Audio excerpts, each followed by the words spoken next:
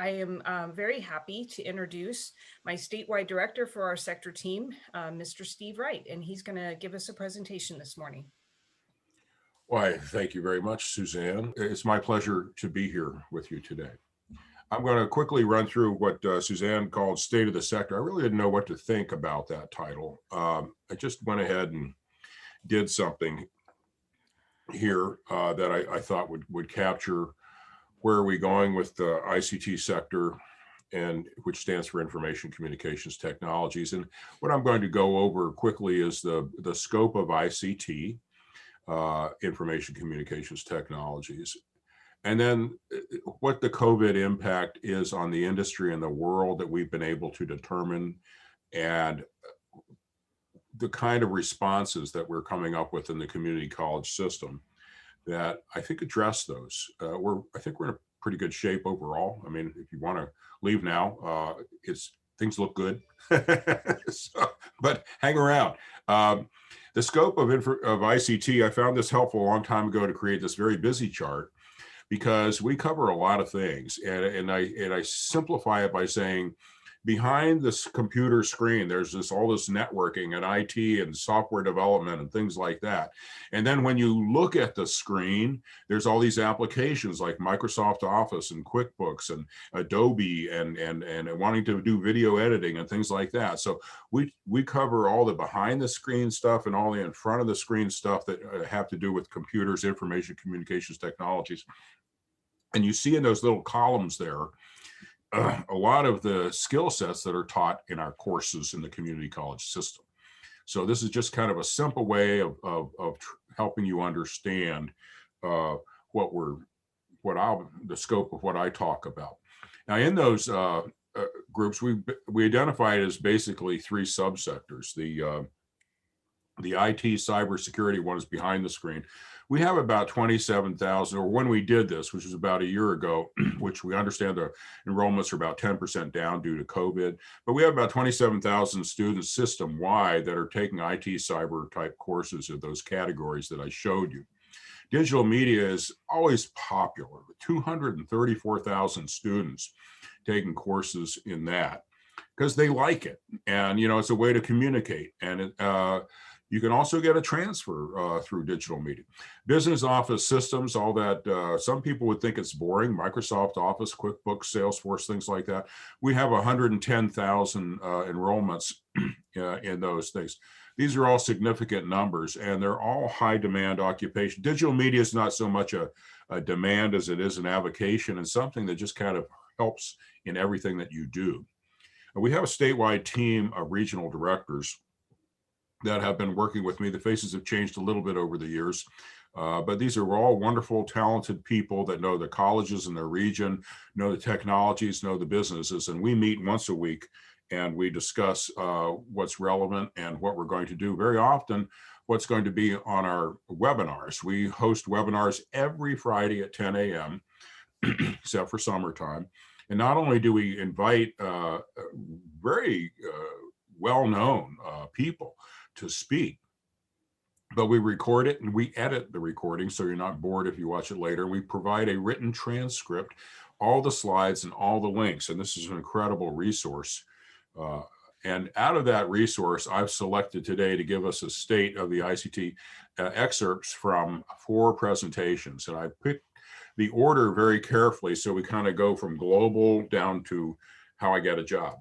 And so if you want to remember the webinars that you might want to go watch if you have 4 hours to spare, 39, 55, 53, and 38. Okay, those are the numbers. And they're all on our website, as I said, or you can read them. So we'll start with Peter Coffey, the Salesforce futurist, who we brought in last fall to say what's new due to COVID. Then we're going to go to James Stanger, an evangelist for CompTIA, who's going to drill down a little bit more on the technologies that are most relevant in today's changing world. And then we're going to talk to Paul Flaherty, the district president of Robert Half, who's going to say, what are companies actually hiring and how are they hiring it? And then we'll hear from Peter Janzow in the sense that, well, how do you get seen? What really works? Okay, we're actually not going to talk to these people. I'm just going to give you a little excerpts here and there. The thing about Peter Coffey is he's always a wonderful, enjoyable presenter. And if you like all those Drucker books and all these changes this and changes that and paradigm shifting things, and you like futurism, you definitely want to hear his webinar. But when we asked him, I said, how's COVID going to change everything? He said, it's not going to change anything at all. The future is 5 years early. And it kind of reminded me from the guy from Back to the Future, when he gets, there's something wrong with your kids. You got to go. But anyhow, he's very exciting, and he's a fun guy, and I listened to it. But he made the point that we already had the digital foundation. Everything was here except the crisis that was going to make it all make sense. Now, we heard from James Stager at the CompTIA presentation. This was just last week, a really good fresh production IT industry outlook that you can get if you want to go to that link. And he's drilling down a little bit more on the technology. Obviously he's echoing the fact that it's chaotic, and that's good. And the cloud is the integrator of everything that's happening right now. But he's also emphasizing that technology pros are being more involved in the business of developing the business and what it can do and whatever. They're not just people who fix things, okay? The term zero trust is kind of, I guess, what we're using instead of cybersecurity now. And of course, regulation and diversity, regulation from the government in all sectors, and diversity is our holistic approach to making sure we have an all-encompassing culture in everything that we do. And so these are the things that he sees in CompTIA. And he reminds us that this is simply an evolution. I mean, we're all familiar with this stuff from high school, the Industrial Revolution and mass production. Most of us might think we're still in this third level revolution here, information age, space age, all that kind of stuff. But actually, we're in the fourth revolution. What is cyber physical systems connectivity? Well, he calls it ambient computing, and it has a lot to do with your devices and your systems know who you are, where you are, respond appropriately, and everything. There's a lot of integration. As a consumer, we seem to know all this because we're using it every day. But as a provider, as someone who has the skills to make this happen, all of a sudden we got to go, wait a second, what do we teach people? How do we make this stuff happen? And well, the building blocks of this new ambient computing world are, as you can see right here, are pretty fundamental, actually. I mean, cloud sounds like it's something new, but any of you here who actually know what the cloud is know that it's just a diagram of a cloud that we overlay over a multi-dimensional number of data servers in different storage areas and interconnectivity so that nothing breaks down. And it's a wonderful evolution in networking. But if you actually drill down and look at it, it's pieces of equipment connected to other pieces of equipment. So all these other skills are still important, and this is what's driving this fourth revolution. We're still on the kind of the theoretical side here, but he tells us that as a result of all these changes, some things stay the same. The typical entry-level jobs are help desk technician, service desk representative, field service technician. This hasn't changed at all. And the typical skills are the troubleshooting and diagnosis. This is very relevant. Our whole IT model curriculum and the kind of things that we've been advocating for years out of this department, our IT technician pathway that we have on our website, all completely relevant now, if not more so. However, on top of that, now we have things like the cloud. So whether it's a upskilling professional or somebody building on that base of IT, having the cloud skills, cloud architect, engineer, technician, security is very relevant. And we have a number of partners in that, Amazon Web Services, Azure, but there's about 10 top cloud companies. So when you think about your curriculums and your approach, you might want to consider that as well. So next I'm going to steal from Paul Flaherty, the district president of Robert Half. Now, I always like dealing with Robert Half. They're very helpful, and they place a lot of IT people around the world, thousands per month. So, I mean, you can have advisory groups and you can do different things, but when you're talking to somebody that basically places thousands per month, I say, why don't I shut up and listen?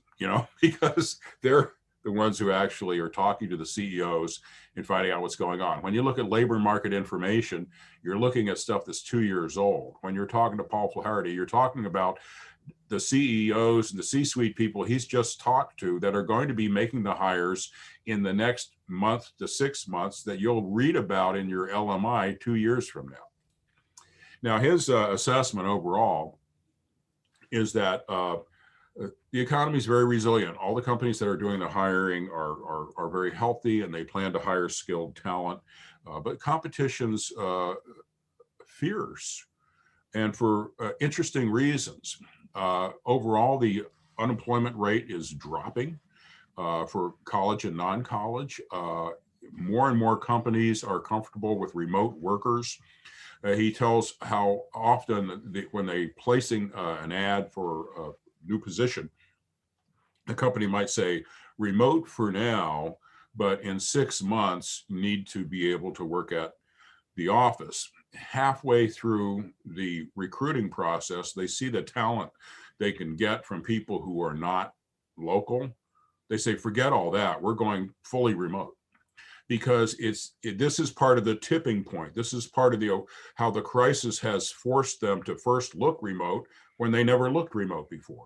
And now they're looking remote, and they're realizing they can get people from all over the country and the world to do things if they could just accept a remote work style. This has also impacted the hiring process. More remote interviews, obviously. It's shortening the hiring process because there's no traveling and personal showing up in places, and there more increased advertising of fully remote jobs. Now, he breaks down for us the skills they're looking for. So once again, we can talk to the futurist, and we can talk to the evangelist from CompTIA, and we hear these trends, but exactly what skill sets get people hired? Now, just looking at this chart, if you know what all these are, good for you. If you don't, well, hopefully you've got faculty that do, because this is what they're looking for. This is IT. This is the creative marketing, digital media side, and everything else. There's a lot of overlap between the two.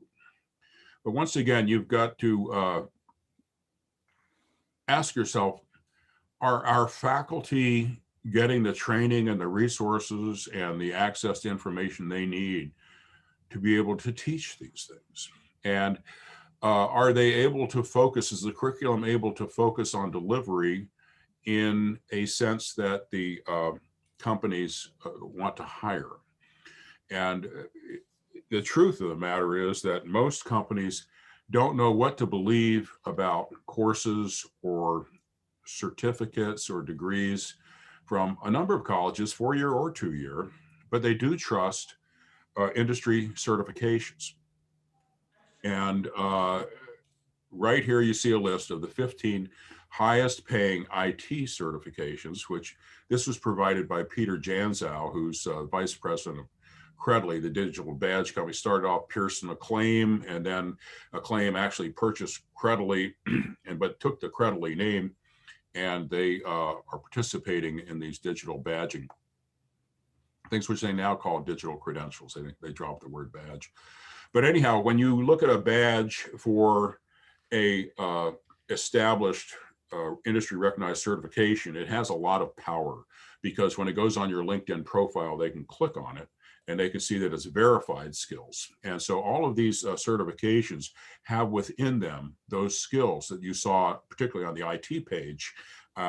These don't emphasize the digital media side, but some of them do. So the final step in this process of the state of ICT is, so how do people get hired? Well, I was looking for an example of a LinkedIn page where someone was showing their digital badges. I was getting a little frustrated, and I was on LinkedIn, so I just went ahead and typed up in the upper right-hand corner here, you can see AWS badge. This is just me on LinkedIn, just a normal person on LinkedIn, AWS badge. And what pops up?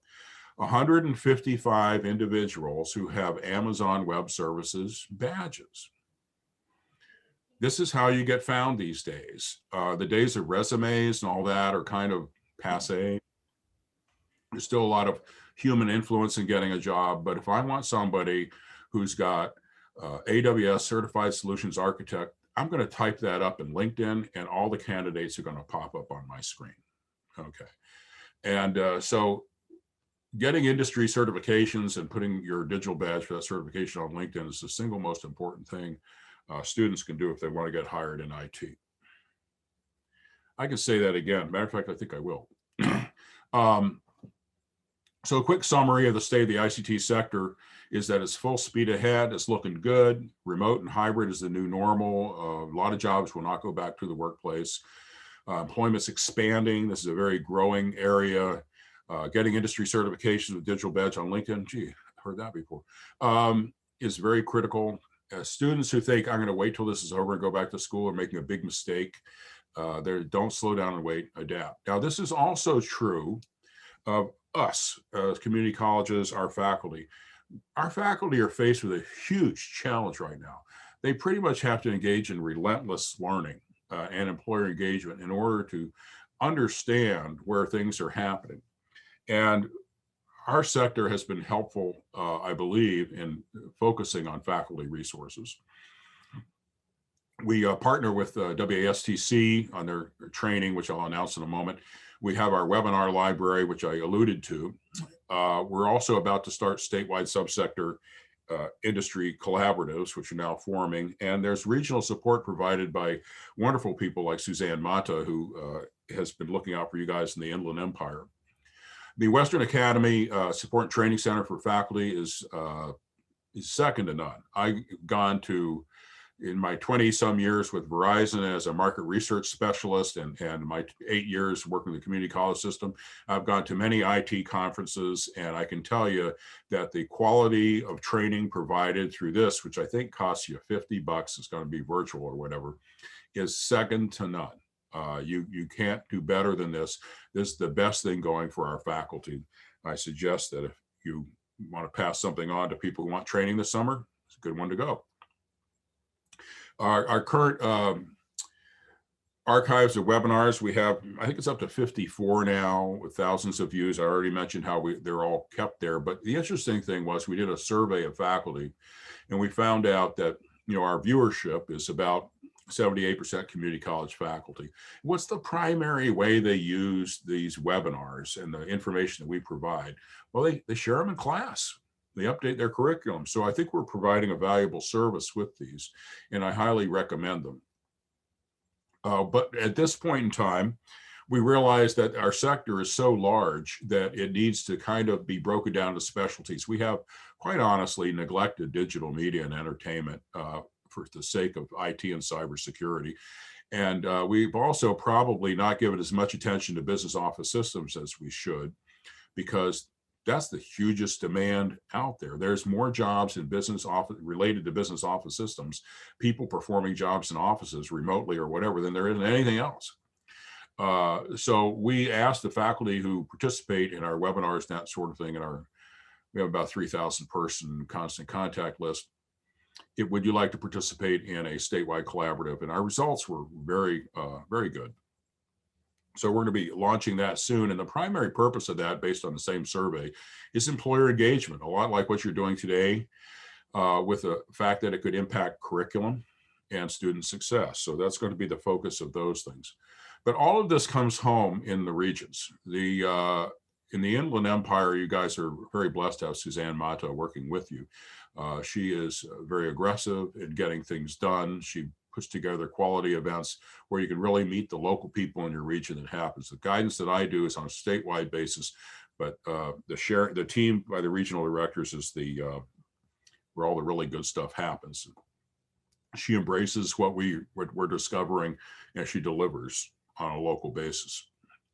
So this is my wrap-up slide. You've seen it before, but I just want to reemphasize that the state of the sector is good, and I think we're faced with a challenge of relentless learning and employer engagement, which we're on our way to do that.